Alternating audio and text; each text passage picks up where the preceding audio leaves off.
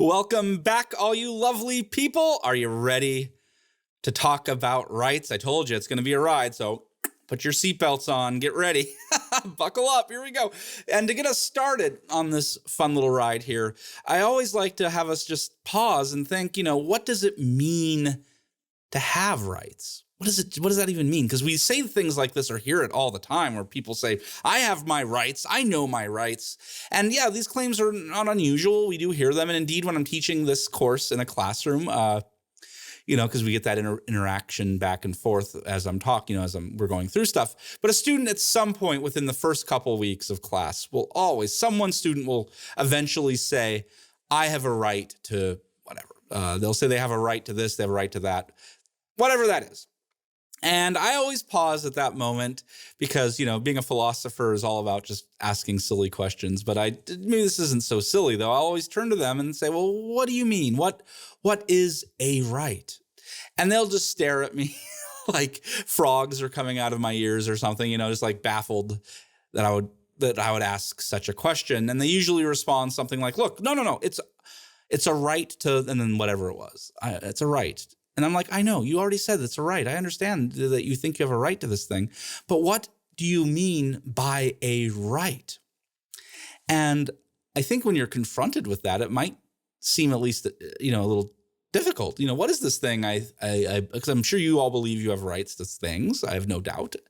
But then when someone asks you, well, what does it mean? What do you have a right? What is a right? Something in a human rights document? I mean, what do you mean? And this is what we're going to see is that human rights talk is very ambiguous. It really, because different people mean very different things when they talk about rights. And that's why I've given you the reading from Shelley Kagan, because he's going to kind of lay out all these different possibilities with rights. Like me, he's not going to tell you the right answers because people just disagree about everything I'm going to tell you. I'm going to give you lots of distinctions that Kagan brings out between different kinds of rights, and people disagree all the time about which right has what of these properties. It's going to be, and we'll see a bit of that as we go forward. But that's the idea, is that rights are going to get ambiguous because there's so many questions and so many different possible answers that there's so little agreement. So let's kind of start with the basic one then. Is this the first element about claims about rights? And it always begins with who or what has the right. So a rights claim will always involve, first and foremost, an element that I'll call X. X is the right holder. Element X is just whatever it is that has rights. So we might call X the patient. You're looking at what? The patient. Wouldn't we go into medicine? Now, I will say, when I talk about X, the rights holder, when I say X is the patient, I'm not doing anything medical about doctors and stuff. And I'll explain shortly. Give me a few minutes, but I will explain why I'm calling X, the rights holder, the patient. It's a very interesting idea, but I'll come back to that. I owe you one explanation for why X is the patient. But anyway, now we can look at one general form that a rights claim may have. And this general form just says X has rights. And so then immediately we can say, well, what does that mean? When I say X, whatever it is, or whoever it is, if I say they or it have rights, what does that mean? What does it mean to say that X, whatever it is, has rights? And I think we can make sense of this by taking an old example we've talked about a few units ago and revisit it for a moment, because I think this will start to give us a good sense of what it means to say that something or someone has rights. Because we can ask the question, do animals, there's our X, do animals have rights? Do animals have rights? And of course, I think you can quickly recall Peter Singer. We remember him, his discussion with animals, because the question is, do animals have rights? Peter Singer is very clear. Peter Singer says, if we're talking about do animals have rights, Peter Singer says what we're really talking about is, do animals matter morally? Do animals matter morally? And that is, Singer says that what we're saying then is that should we take the interests of animals into consideration, into account when making decisions? And that is what I think we're really talking about when we talk about, does something have rights? Because that's definitely what Peter Singer is talking about. Because you remember Peter Singer, he raises this idea of the equal consideration of interests, and then he uses that to show that animals do matter morally because of this equal consideration. We need to take into the consideration of all animals' interest not to suffer. And you can review the video if you want to recall what that's all about. And so when Peter Singer suggests that animals have rights, he's only saying something very simple. He's not talking about animals having a right to vote or anything. What Peter Singer is saying is that animals have moral standing. Animals count.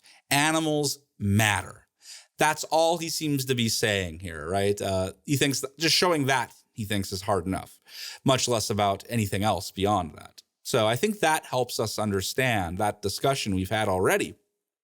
If you look back at Singer, he does say this quite clearly when that's what he means by rights, that animals matter, animals count. Because as a point of comparison, I think we can understand that, for instance, this pencil doesn't have rights. You got your little pencil rights there, Mr. Pencil, because I can't really, I can't harm the pencil. I can't do wrong. I can't let the pencil down or hurt the pencil or cause the pencil harm. It's just a thing, right?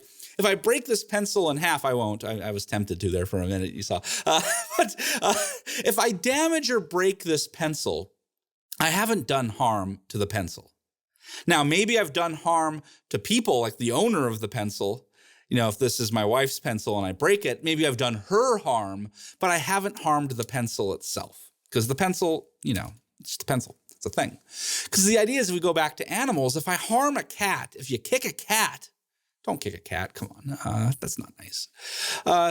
If you kick a cat, if you harm a cat, you're doing something to that cat that is, that's significant to the cat. So hurting a cat is more about, the cat itself suffers from that harm, from that hurt. And we're less concerned about, perhaps anyways, about how other people feel about the cat. It's more that the cat feels something about itself. And so at least that makes more sense that, harming a pencil doesn't seem to make much sense unless it hurts, my wife if it's her pencil.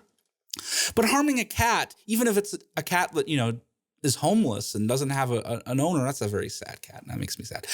But if you hurt that, it just matters still. Even if no human cares, the fact the cat cares, the cat suffered. And that seems to at least matter, or doesn't mean we give cats equal rights yet or anything like that. Go back to Peter Singer if you want to think about that. But again, at least it seems to matter in a different way than it does with the pencil. And so the cat's response, the cat's suffering, seems to be sufficient to at least matter in some way. At least that's the idea. So again, if we go back to that general form of that X has rights, if we look at that general form there, really when we say X has rights, we just seem to be saying that X has moral standing. X counts, X matters. And of course, we can have lots of debates about, is that just humans or does that include other animals? We've talked about that already. But of course, saying that X matters, we'll just go back to the usual discussions. Does X matter because X can suffer? X has sentience, or maybe X matters because X can live a structured life, and so maybe that's something to do with sapience, and so on. We've seen all those debates already. But of course, you guys are probably thinking, yeah, well, dude, we've already had this conversation. What's new here? And you're right. When we talk about rights, we usually seem to be, being a little more specific than just that you matter morally, right? We seem to be more than when we talk about rights. Because usually we think that having a right is having a right to something. You have a right to life. You have a right to your property. And everything, if you look on the list of the Universal Declaration of Human Rights, seems to be a right to something. It's not just that you have rights, it's that you have these rights to things. And so this can introduce a second element to rights claims. We'll call that element Y. And Y here is just that to which X, the rights holder, the patient, that to which X has a legitimate entitlement or claim. So putting these two together, we can now generate a new kind of rights claim, a little generic form, because before we had just X has a right or X has rights, but now we can say things of the general form of X has a right to Y. Recall, Y is just the thing that someone has a right to. that you have a claim or entitlement to. And so now if we look at this general form, again, X has a right to Y, we can say, well, what does that mean? What does it mean to say that X has a right to Y? And I think, I wish we could have that quick discussion. It doesn't take us very long. Now I've primed you, I think you can start to say, oh yeah, well, when X has a right to Y, we're just saying X has a claim to Y, or X is entitled to Y. I think we get that idea pretty quickly now. And so now when it comes to saying that X has a right to Y, we obviously first and foremost are always focusing again on X, the rights holder, the patient, as I'm liking to say. Still haven't told you why, but I'll get there. Because what we're saying here, though, is that, when X has a right to Y, we're starting to say in a very interesting way that X must be treated in some specific way. Or at least when it comes to Y, X must be treated in some specific way, some special way, perhaps. And this might immediately lead the clever, observant person will immediately say, well, treated by whom? Because if we're saying X has to be treated in certain ways, we might wonder, well, who is it that's supposed to be doing this? Who's the one treating or, reacting to X that has to do it in a certain specific way, right? And that then brings us to the third and final element of a rights claim. This element is Z, or I still want to say Z. I've been living out of the country too long. Everyone else calls this Z. I will stick to the American way because I'm an American. Woo! Z.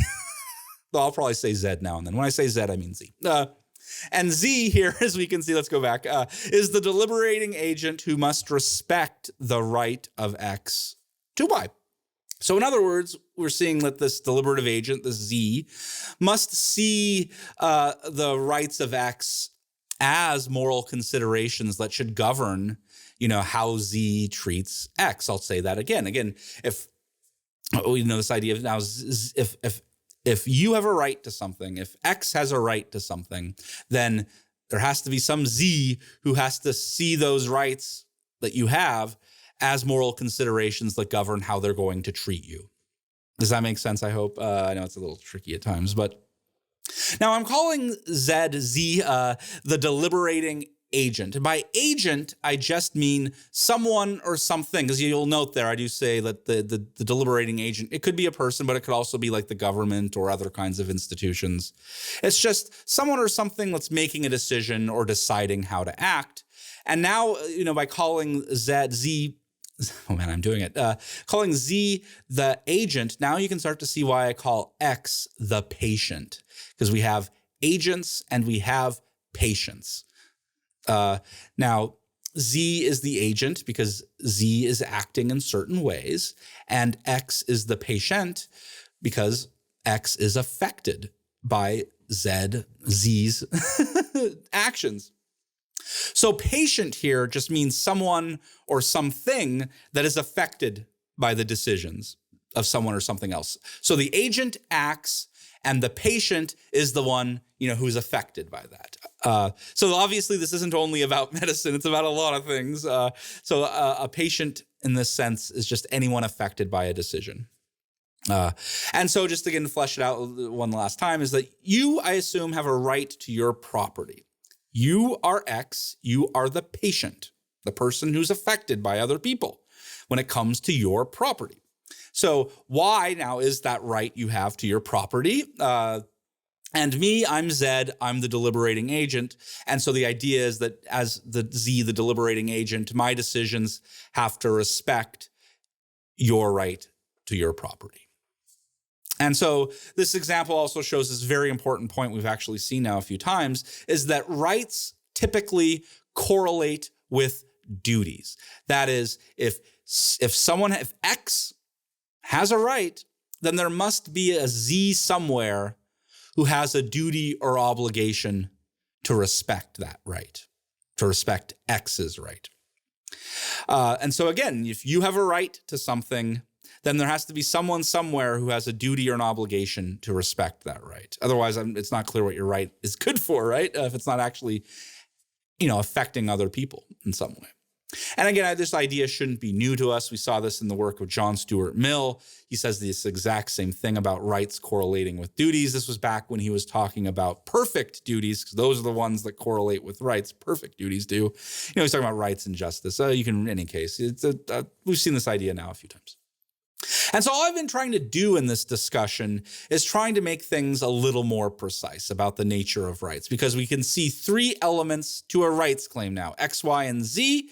And we can also, there they are, we can see what those are. And we can also see three different general forms of a rights claim here. And each one of these rights claims means something slightly different. And so all I'm doing is just trying to flesh out, dig a layer deeper now into these different things so we can start to at least unravel a few confusions about what's going on with these different kinds of rights claims and the different elements that, the X, Y, and Z that are involved there, to try to make our ideas a little more precise. But unfortunately, as is typical with philosophy, I'm sorry, we've made things a little clearer, but we've only made things a little clearer in order to set up how to make things even more difficult. I'm sorry. But before we really dive in now to the ambiguity with rights, again, I've just set up some terminology, some notions. But now we got to make things more difficult with the ambiguities. Let's take another quick break. This can be our stretch break. Massage your brain, relax your eyes, maybe stand up, take a walk. So take a quick break, stretch, relax, come back, and we'll continue on.